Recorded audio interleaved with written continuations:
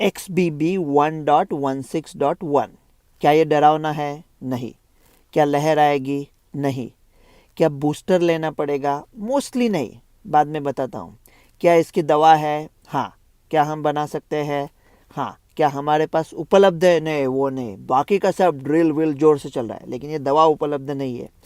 क्या मास्क कुछ राज्यों में वापस आए हैं? हाँ। क्या बाकी के राज्यों में भी आ सकते हैं? आ सकते हैं, क्योंकि गधों को तन्हाई से शिकायत होती है, वो सब लोग झुंड में चलते हैं। ये बहुत गलत बात है किसी को गधा वगैरह कहना।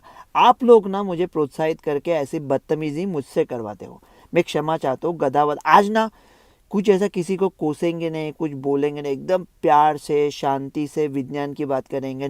ना शोले होगा, ना कोई फिल्म विल, कुछ नहीं। लोगों को कुछ नहीं बोलेंगे, क्योंकि ये जो कमेटी वाले हैं उनसे गुस्सा करके कोई फ़ायदा नहीं है। वो लोग बीमार है, वो लगे रहे। मुन्ना भाई में वैसा होता है ना, अगर इनका गेट वेल सुन हो जाएगा ये मामू लोग का, तो हम लोग लकी ठहराएंगे। लेकिन ये क्या है, देखते हैं कि ये XBB 1.16.1 क्या ये सचमुच डरावना है? ये नहीं है, ये ओमिक्रॉन का ही पिल्ला है।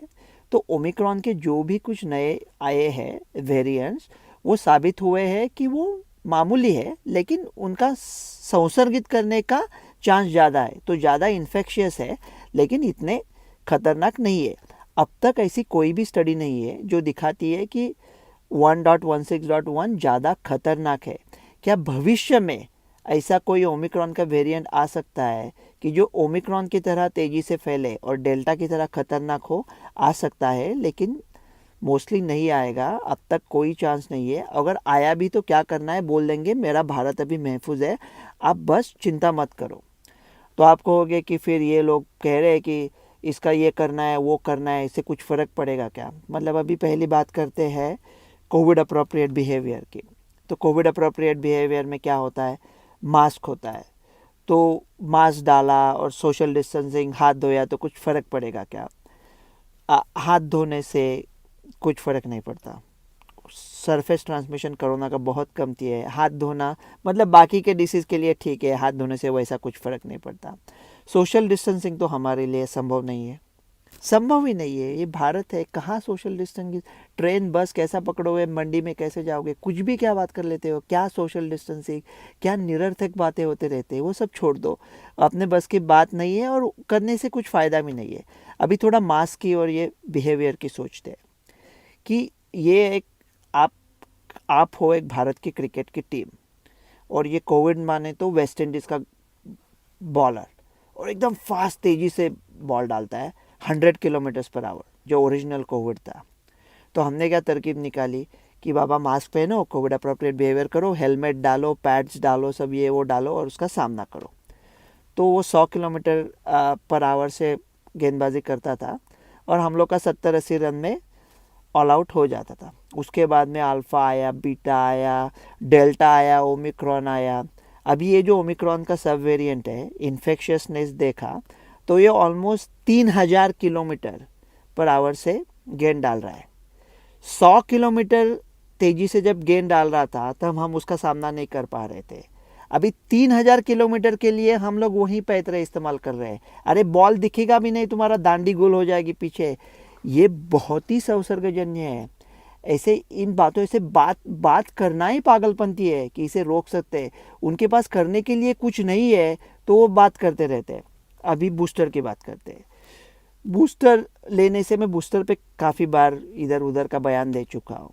तो अभी बूस्टर लिए देखो, जिन्होंने 2 टीके लिए हैं और सबको ओमिक्रॉन हुआ है, काफ़ी सारे लोगों को सीरियस डिसीज़ के खिलाफ बहुत अच्छा प्रोटेक्शन है। तो उनको बूस्टर का लोड लेने का कोई ज़रूरत नहीं है।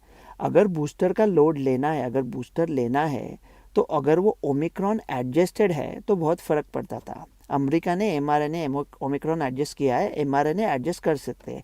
भारत का एमआरएनए 2 साल पहले आने वाला था, आया नहीं, अभी नहीं आएगा, छोड़ दो। भारत का कोविशील्ड कोवैक्सीन एडजस्ट करने को कम से कम 9 महीने लगते हैं। ये लोगों को कोविड अप्रोप्रिएट बिहेवियर रटते रहने से अच्छा था कि अपने वैक्सीन 9 महीना पहले एडजस्ट करते। किए नहीं है, अब होंगे नहीं, छोड़ दो। कोवोवैक्स अभी कह रहे हैं heterologous prime boost. Heterologous prime boost मतलब एक वैक्सीन के 2 टीके और दूसरे किसी वैक्सीन का बूस्टर, इसके वजह से अच्छा हो जाएगा। 2 बैट्समैन लिए, 1 बॉलर लिया। कोवोवैक्स चल सकता है, प्रोटीन सब यूनिट वैक्सीन है, लेकिन वो पहले भी कर सकते थे ना। जिन्होंने कोवैक्सीन लिए उनको कोविशील्ड दे सकते थे। कोविशील्ड का इतना सारा स्टॉक डिस्ट्रॉय किया, ये 1 साल पहले हो सकता था। अभी मेरे ख्याल से इतना फ़ायदा नहीं है उसका। वो बूस्टर जो खूब हाई रिस्क है वो लेना चाहते हैं तो उनको ले ले। अगर mRNA एडजस्टेड लाने हैं तो भी ला सकते हो। आप कह रहे हो डरने की कोई बात नहीं, लेकिन 10 मौतें हो रही है, 20 हो रही है, 25 हो रही है, उन लोगों का क्या, उन लोगों के रिश्तेदारों का क्या? सही बात है। हमने कहा कि काफ़ी सारे लोगों का ऑलमोस्ट 100% प्रोटेक्शन है, लेकिन 100% नहीं है, 100% से थोड़ा कम है। तो कुछ लोग मर भी सकते हैं। वो कौन लोग हैं? वो बहुत ही हाई रिस्क लोग हैं और कुछ इम्यून सप्रेस लोग हैं, हमें पता भी नहीं है कि वो इम्यून सप्रेस है। तो आप कह रहे थे उनको तो बचाना चाहिए ना। उनको बचाने के लिए फिर अभी ये कर लो, मास्क डाल लो, सोशल डिस्टेंसिंग मत करो, हाथ धो लो, त्योहारों को मत जाओ, गर्दी मत करो। हाँ ठीक है, आपके शहर में एक सड़क है, 95% लोग वर्क फ्रॉम होम है, सिर्फ 5% लोगों को काम करना पड़ता है। और 5% लोगों को जो दोपहर को काम में जाते हैं उनमें से कुछ लोग ऐसे, उनके पास जूते नहीं है, वो दोपहर को सड़क पे चलते हैं तो पैरों में जलन होती है। तो हमारी कमेटी ने क्या तरकीब निकाली, पूरे रास्ते पे ये डाल देते, लेदर का कवरिंग डाल देते ताकि उनको तकलीफ ना है। वो हाई रिस्क है ना, उनको बचाना है। मेरा एक नन्हा सवाल है, ऐसा करते हैं क्या? उनके लिए जूते बनाओ ना, वो सिर्फ जूते पहनेंगे, जो हाई रिस्क लोग हैं सिर्फ उनको बचाएंगे और बाकी सब लोगों को अपनी ज़िंदगी जीने देंगे। मतलब फ़र्क क्या पड़ता है? हाँ, तो ये सब सोशल डिस्टेंसिंग वगैरह बकवास है, उससे कुछ फ़ायदा नहीं है। मैं ऐसा नहीं कहता कि गवर्नमेंट के खिलाफ कुछ करो, जो गवर्नमेंट कह रहा है वो करो, लेकिन वो जो कह रहे हैं वो गलत है।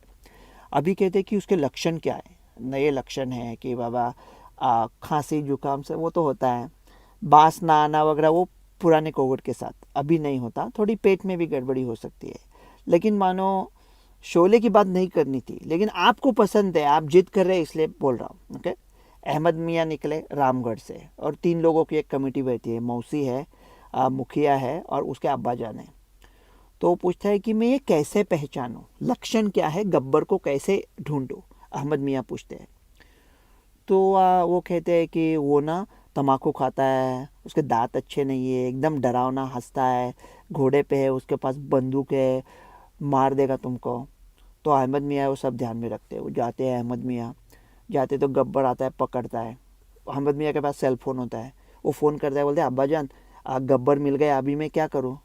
वो कहते बेटे अभी हाथ ऊपर कर और गोली खा। तो अहमद मियाँ जब मर रहा होता है तो उसका एक नन्हा सवाल होता है, जो डॉक्टर रवि का भी नन्हा सवाल है, और वो सवाल ये है कि अगर गब्बर को पहचान के मैं कुछ करने वाला नहीं था, अगर मेरे पास ना जय था, ना वीरू था, ना बंदूक थी, तो फिर गब्बर ये क्यों मैं जानूं कि लक्षण क्या है, क्या करना है, इसका फ़ायदा क्या है? अभी ऐसा दौर आया है कि अहमद मियाँ इतना ताकतवान हो चुका है कि गब्बर एकदम मामूली चोर है, उसके पास बंदूक है, ओमिक्रॉन सब वेरिएंट कुछ नहीं है उसके पास। अभी अहमद मियाँ ने गब्बर से हफ्ता लेना चाहिए। हम अपने आप को उस मकाम पे लाए हैं, ये सब होना चाहिए। तो अभी डरने की कोई बात नहीं है। सोजे दिल भी नहीं, सुकून भी है, ज़िंदगी इस तरह बवाल यूँ भी है।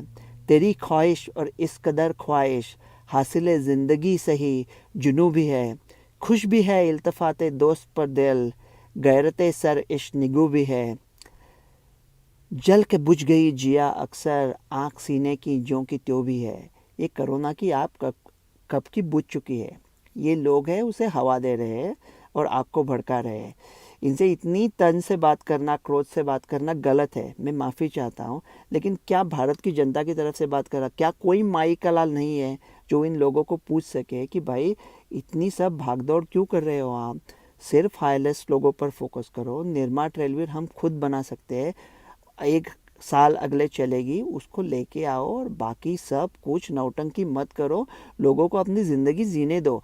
अभी भी कोई सोच नहीं रहा है इसके बारे में, लेकिन अभी मास्क वापस आया, ये वापस आया, वो वापस आया, तो लोग डर रहे हैं। ये डर का माहौल मत लाओ, आराम से रहो, सुकून से रहो।